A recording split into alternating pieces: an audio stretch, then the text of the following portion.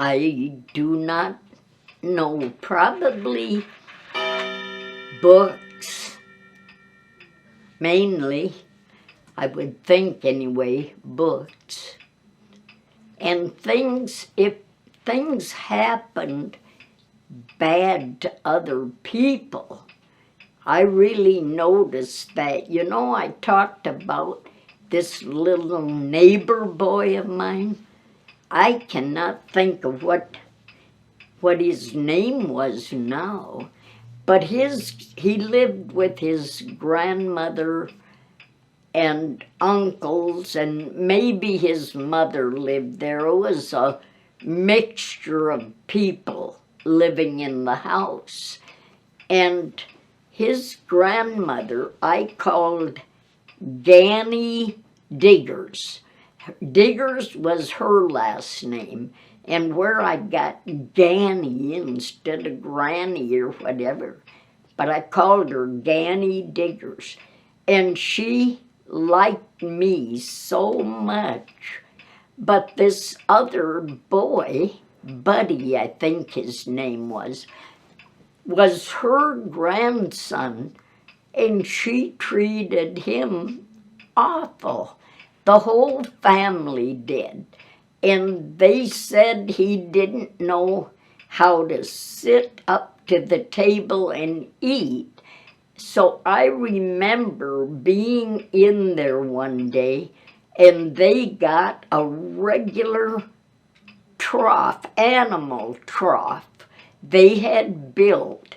It was like a V shape, and it sat down what you would feed the hogs or anything out of. And that's what they made him eat out of. And I was just mortified, and I felt bad for him, because I bet he did not wish that I was in there and saw that. But anyway, that was one of the things, and I tried to be as good as I could to him, because I knew how they treated him. So that was one thing I remember. You might say I was fascinated, but not in a good way.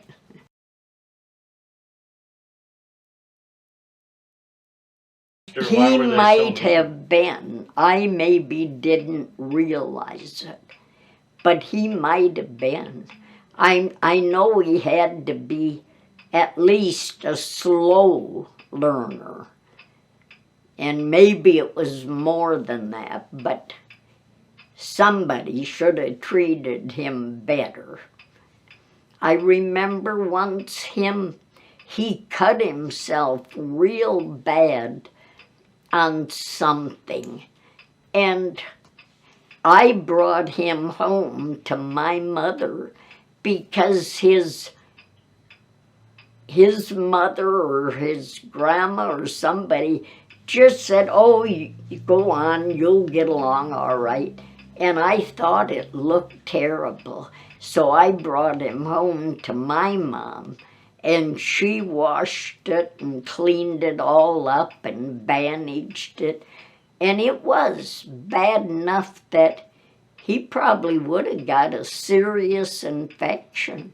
Maybe he still did, unless maybe Buddy came over and had my mother clean it some other time too. I don't know.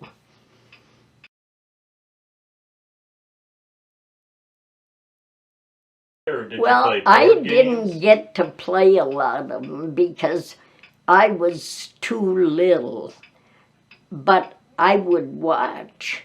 I don't know what games they played anymore. If somebody named games from that time, I probably would have remembered hearing that. But my dad and mom made me stay by them so I wouldn't get out there and get hurt. I do think the boys played softball or something like that quite a bit. Well, maybe not only the boys. My sister Lorraine was good at all that. I don't remember about Eileen.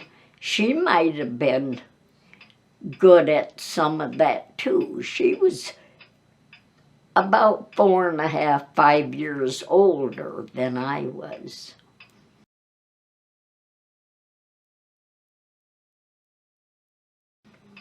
Boy, I'd have to really do some thinking on that. Maybe just being at home with my mom. I remember I'd come home after school and she always had milk and cookies or something like that sitting out for me. And I do seem to remember that. Otherwise, I didn't expect a lot out of life. And so maybe that's why I don't remember special things happening. I don't know.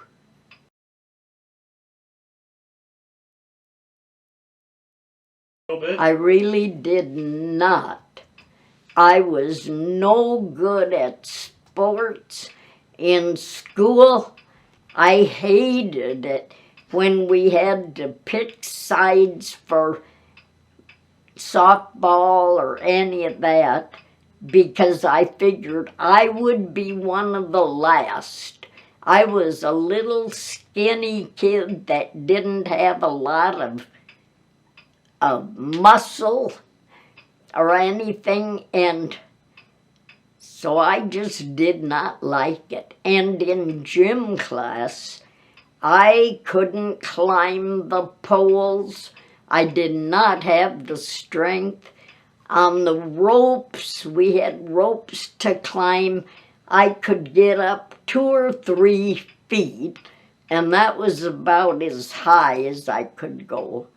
And we had at that time the rings, where you grab one ring and swing to the next. I loved that.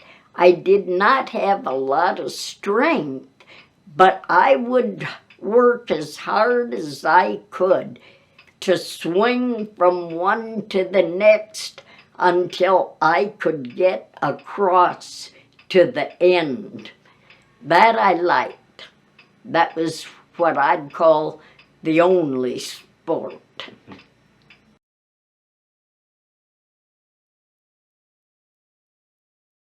Well, when I was small, real small, I don't remember any of them. I suppose I maybe went, now I don't know if my dad went and bought the groceries or if my mother went along. I doubt it. I think my dad probably got the groceries. And I may have gone with him a time or two. He always liked to introduce me as his maid, the one that did all his housework. And I would think, that's not true. And if I had enough nerve, I would speak up and say, I don't do the work. But most of the time, I was too shy. So I'd let him say what he wanted to, but I would be mortified because I would think that isn't right. Those people are going to think that I'm a maid.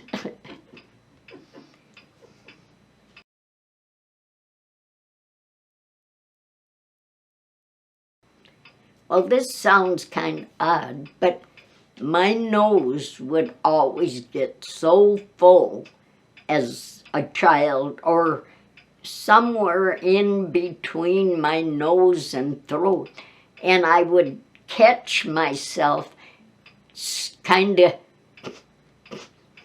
snorting like a lot of the time. And I never thought anything of it for years. But when I got to be in my teens and got to thinking about boys, I thought, oh, they're never gonna put up with me if I do that. So somehow I worked on that until I finally did quit doing it. So that's the only thing I can think of offhand.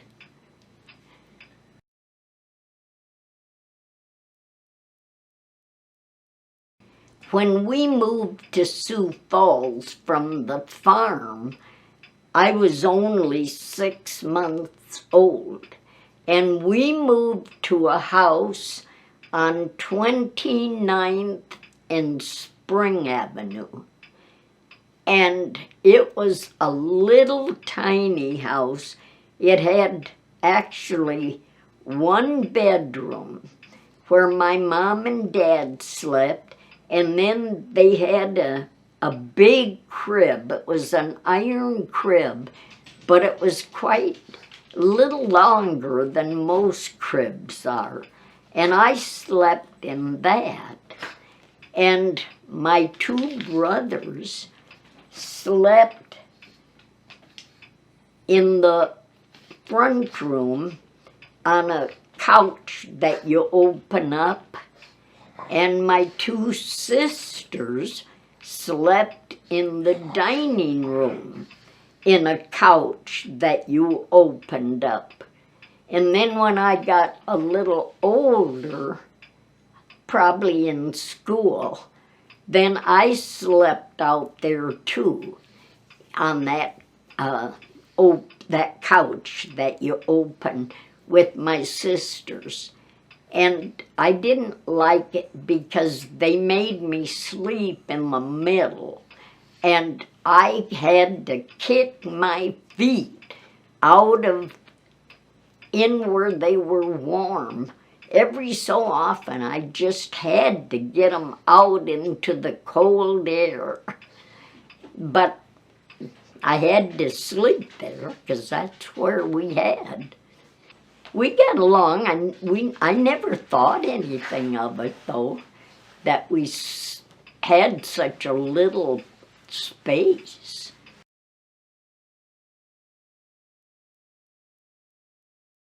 Well, when we lived at that house on 29th and Spring, it was a corner house, and I do not recall a lot of kids around there. Across the street, there was a family. They had kids, but they were older, most of them, than I was. I know there were a couple other houses that had kids older.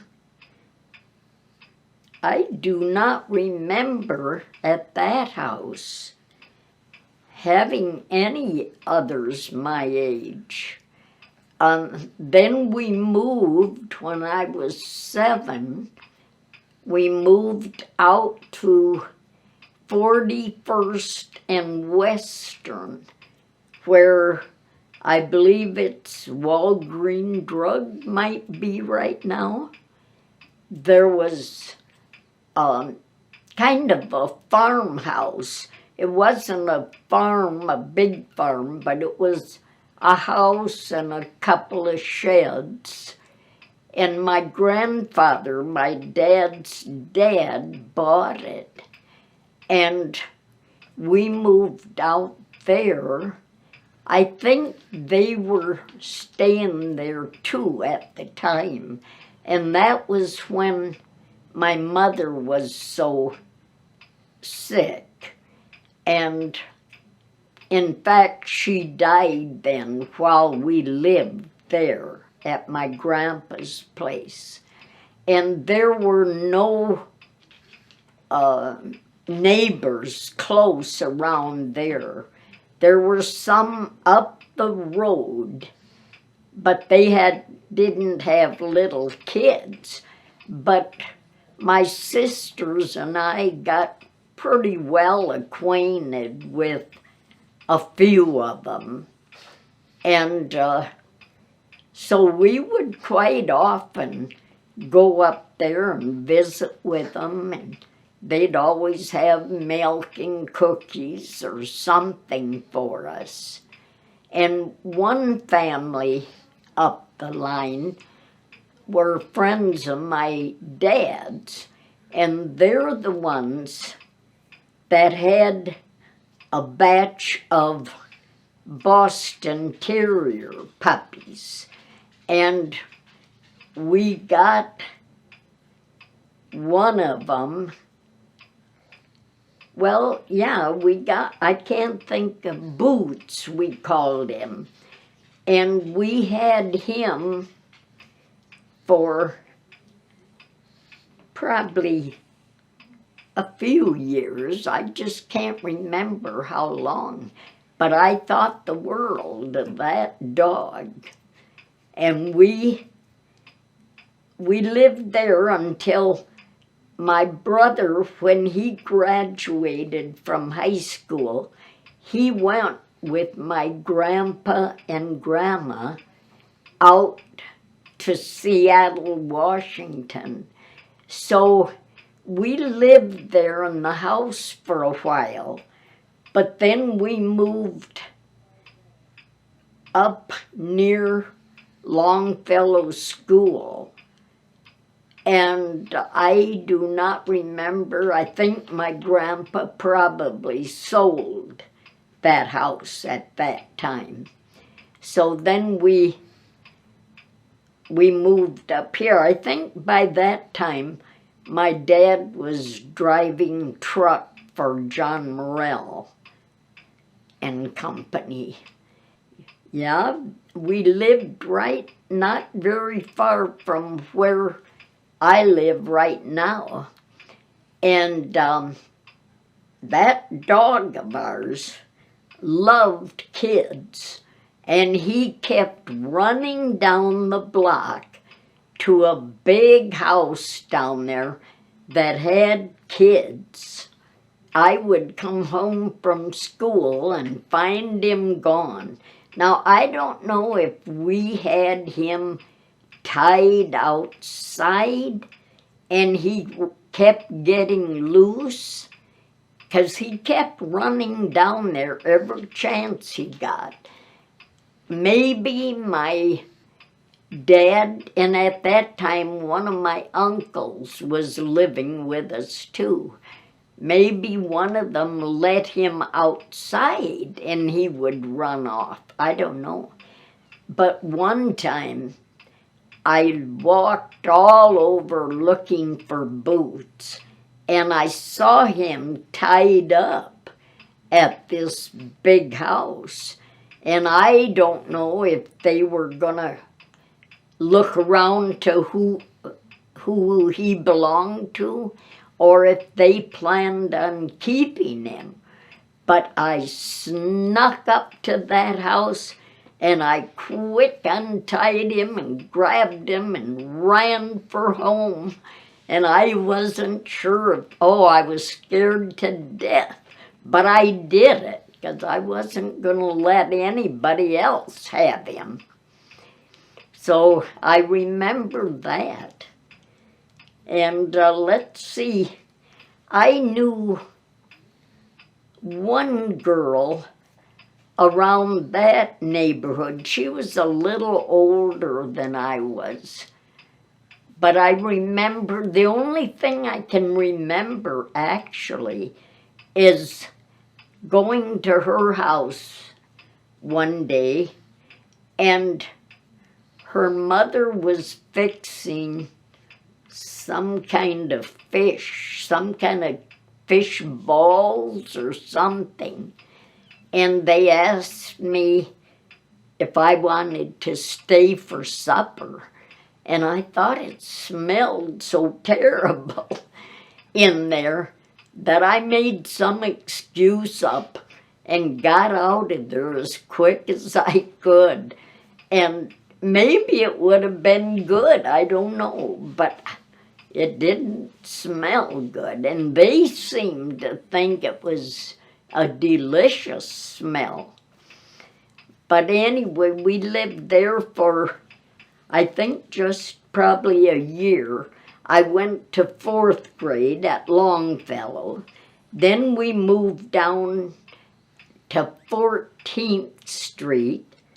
Then that's when I went to Beadle School, my 5th and 6th year. And then then we moved again down on 12th Street in an apartment. At that time, I met a girl that lived right along there too. She was from Iowa, but her mother had died, and her dad had sent her up here to stay with a cousin, and she did not like that. She wanted to be home on the farm with her dad, and he thought he was helping her, I guess, by sending her up where she could be in a town. And the Smithbacks, her cousins, she didn't feel that they treated her the same way that they treated their kids. And I don't know, because I was only invited into her house one time. So whether she couldn't ask kids over or what, I don't know. But I liked Dorothy so well. She had short, real curly blonde hair, and I thought we got along. We just became best friends. And I still had my other friends that I had lived near, the Ullmans. My good friend Leona was in the middle of their family. But I was friends with all of the girls in the family. I still did a lot with them. But during the school time, Dorothy and I lived near each other, so we would walk from down on 12th up to Longfellow. We always came home at noon in those days and had lunch and then walked back to school. So we were friends, and then she went back to Iowa, is where she was from. She finally got her dad to say she could come back home. So she went back, but we have always kept in touch. We have never seen each other again in person, but we still write. She is now in a nursing home because she had been in an accident years ago, and I don't remember exactly how she explained it, but I think she had fluid on her brain, and she was becoming probably dizzy. She ended up falling many times, so they finally said she had to go to a nursing home. But in the meantime, she had married a farmer and lived in Iowa, and she liked my name so well that she had only one child, a girl, and she named her Nyla. So once in a while, Nyla will write to me and let me know how her mother is doing. And her mother tries to write, but she says she's hardly able to do any of that anymore. we're the same age, and we haven't seen each other since we were 10, 11, 12 years old.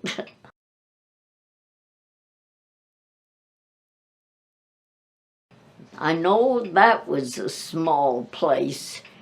And then, for some reason, when we moved out where Walgreens is now on 41st, that was a big house. But do you know, I do not remember anything about where I slept. I don't know how come.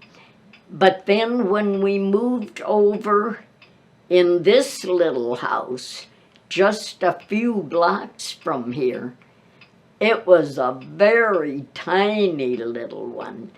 And my sister and I, Lorraine was working on a farm down by Hudson at that time. And Eileen and I think we slept in the only bedroom. One of my brothers was there. He must have slept on the couch, because it was a tiny, tiny house. And my uncle and my dad, I think, had a bed in the basement, it seems like. But we always got along. We never seemed to worry about it. And then when we moved like on 14th Street, we had a bigger bedroom. My sister Eileen and I shared that one. And whether Lorraine was there, I don't remember if she was there with us or if she was still on the farm working. Any other places, I guess I probably had a bedroom or shared one with one of my sisters. I don't think we ever had quite as tiny a place as this one over here, and then on 29th and Spring Avenue. Those were probably the smallest places.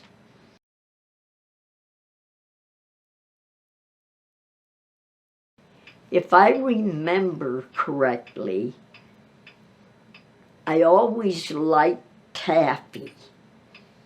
And I do not remember if it was the kind that you make at home or if it was the boughten. But it seems like it was boughten. Seems like my mother would order it sometimes from somewhere, I don't know where. And horehound candy.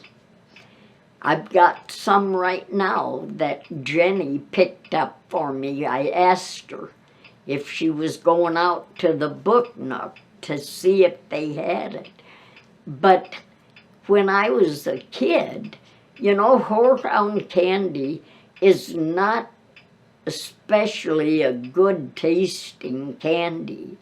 But it seemed like when my dad would come home from the store, or I don't know otherwise where he maybe was, but he would bring a bag of horehound candy home for all of us to eat. And we thought that was such a treat. And really, it did not taste that good. We kind of considered it like a cough drop. And it is supposed to soothe your throat. But for some reason, I still like it to this day. And I think it was just because it was such a treat to be given something when we were poor, that I just appreciated it and I still like it.